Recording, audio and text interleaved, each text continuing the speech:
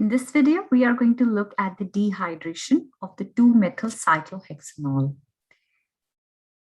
For this particular kind of a reaction, you need to know the mechanism of the dehydrations. Always remember, whenever you will have a secondary or tertiary kind of a substrate, you have weak base in your reaction conditions with heat. E1 mechanism is going to play along. Knowing that and knowing your starting materials, you should see that our starting material is a secondary alcohol. This carbon has 2 other carbons, and then the hydroxide is on this secondary carbon, making this OH a secondary alcohol. In presence of our catalyst and this heat, we will know that the E1 mechanism will go. What is this mechanism and how do we go about it? Remembering your 20-10 information, OH is a bad leaving group. How do we define a good leaving group? A leaving group is a weak base. But what about OH? OH is a strong base and hence a bad leaving group. So the first thing that we need to do is we need to convert this OH into a good leaving group. Electron-rich lone pair electrons will grab the proton from the system. Where did this proton come about? From your phosphoric acid. That is the source of your protons. So this electron-rich lone pair electrons get protonated and become a good leaving group. On their own, the leaving group leaves and a carbocation is generated. What kind of a carbocation is this? This is a secondary carbocation. And this is what the E1 mechanism is all about. You will generate a carbocation. One thing that you always have to remember about carbocations, they always rearrange. If they can rearrange, they will rearrange. So looking at this secondary carbocation and its adjacent carbons, if our carbocation's carbon jumps to this location, it will still stay as a secondary carbocation. But if it jumps to this location, it will become a tertiary carbocation. Based on this E1 mechanism, let's only focus on the secondary carbocation and the products that we can make from this secondary carbocation. In the E1 mechanism,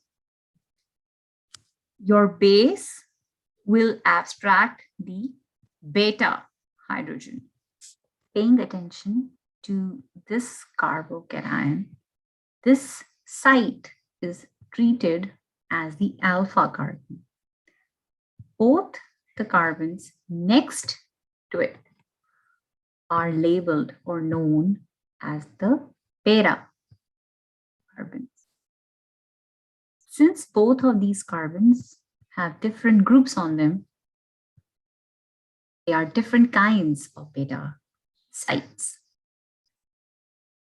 In the E1 mechanism, the base will abstract the proton from the beta location. In this pathway,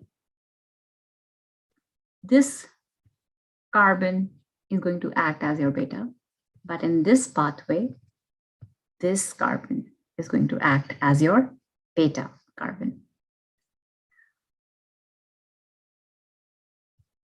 Just like your regular E1 mechanism, the base will abstract the beta carbon's hydrogen.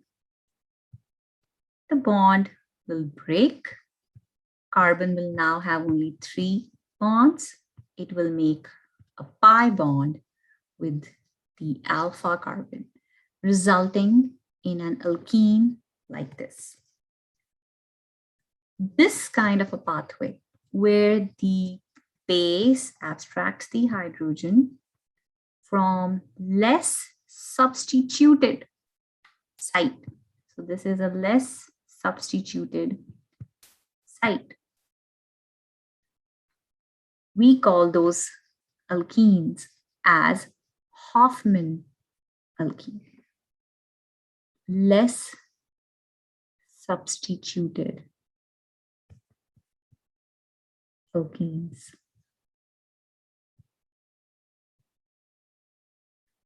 So Hoffman alkenes form faster and hence are known as kinetic product.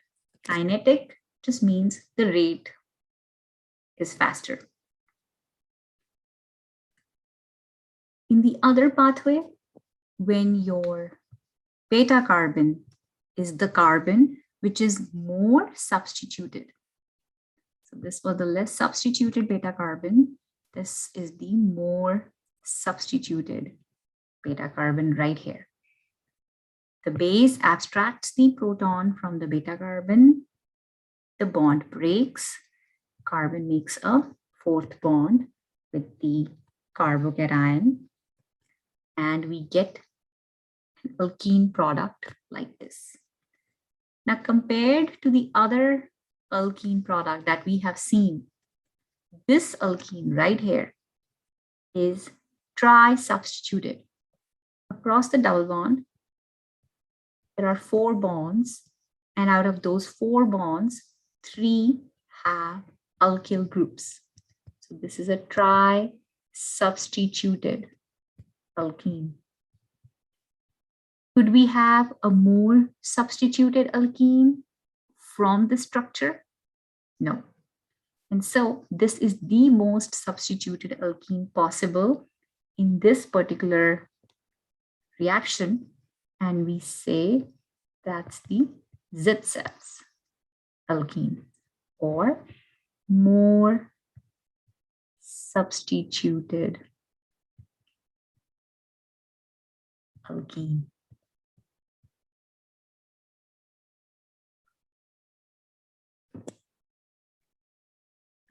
As we have discussed earlier, the secondary carbocation will rearrange to a more stable tertiary carbocation. So this is our secondary carbocation. After a 1,2 hydride shift, the carbocation has jumped to a tertiary location. Again, from this tertiary location, you will see 2 different pathways happening. So this carbocation, a carbon right here and the carbon right here, both of them are our beta carbons.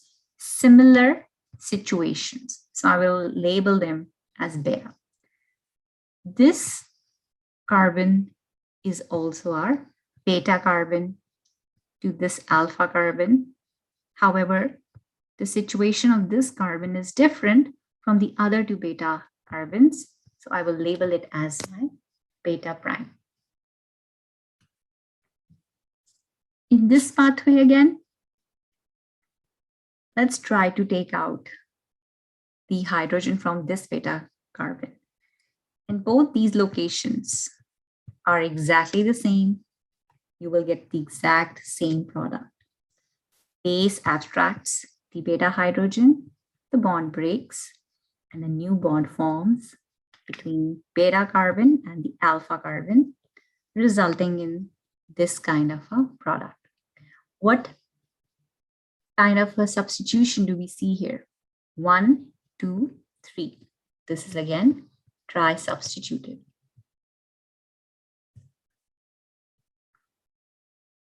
ZSAF's product, the more substituted alkene.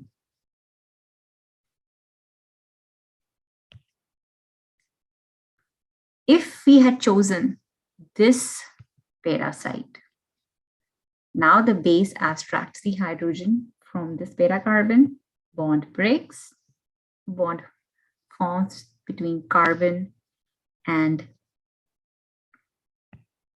beta site and the alpha carbon. And now what kind of an alkene have we generated?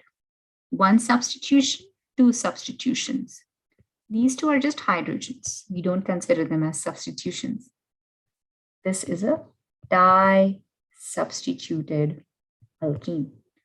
Moreover, your hydrogens have been abstracted from a less statically hindered site. So it was easy for the base to abstract out hydrogens from a less statically hindered site. This was a fast formation or a kinetic product. Because a less substituted alkene is formed, we say this is the Hoffman product.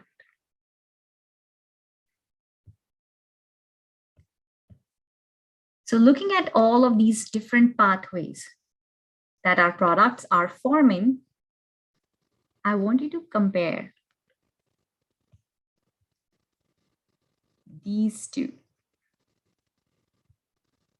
Both of them are Hoffman products, but the location of your alkenes is different. But if you consider these two products, both of them are tri-substituted alkenes.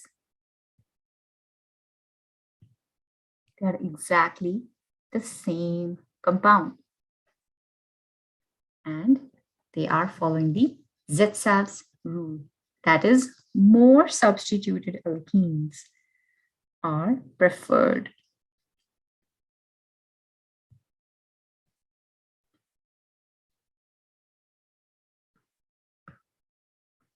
Before I proceed further, I want to show you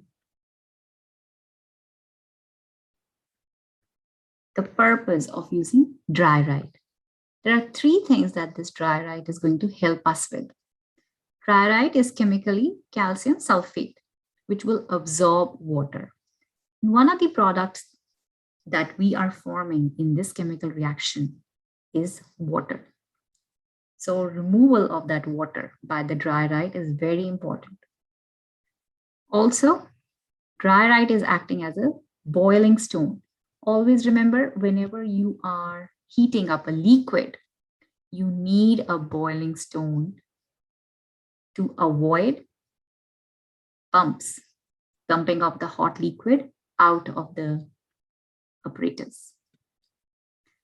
Another important thing that the dry write is helping us do is acting as a pseudo fractionation column. Let's look at this particular purpose in details.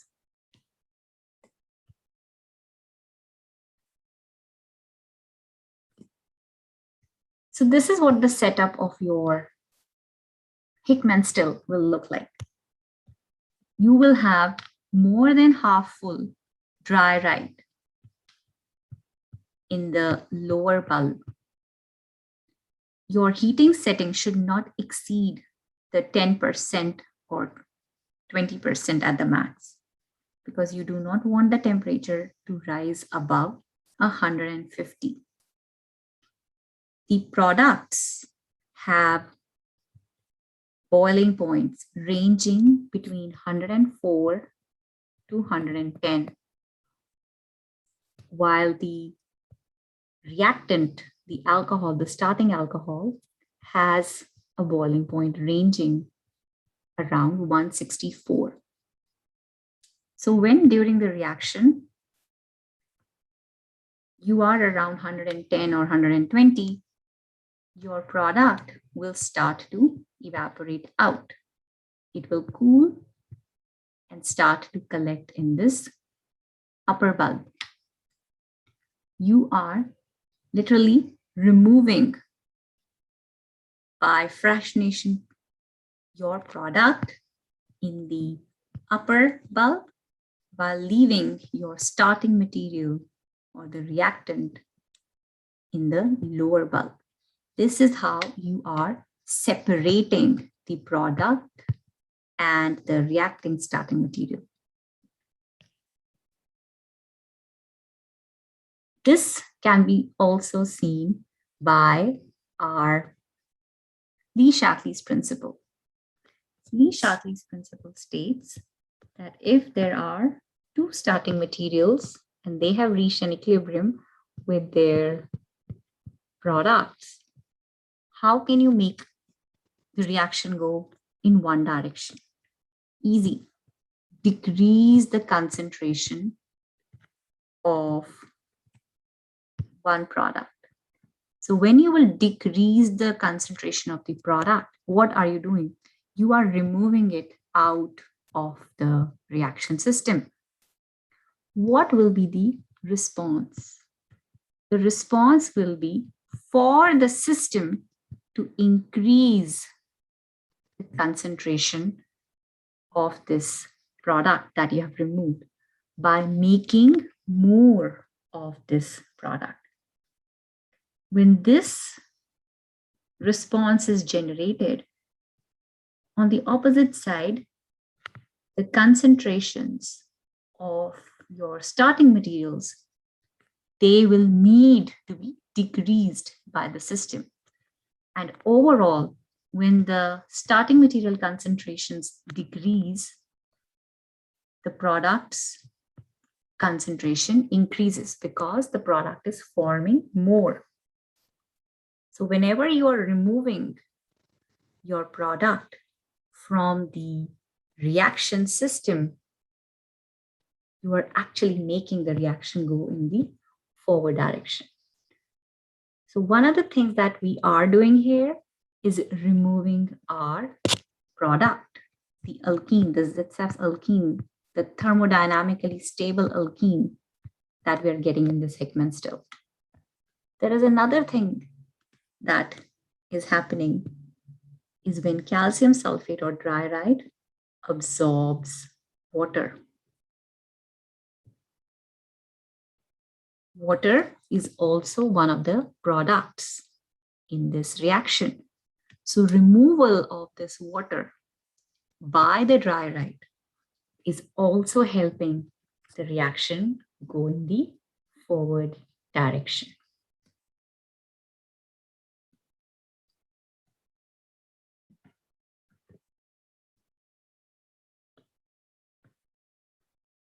We can also try to understand this by looking at the graph where a kinetic product is formed and where the thermodynamically stable product is formed.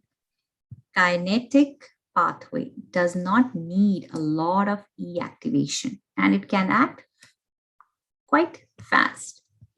On the other hand, the thermodynamic product needs a lot of activation energy. But it will form a more stable product than the kinetic products. If you compare, definitely the starting materials had more energy, they were more unstable than the resulting products in our case. But providing heat provides that extra activation energy for your thermodynamic product to form.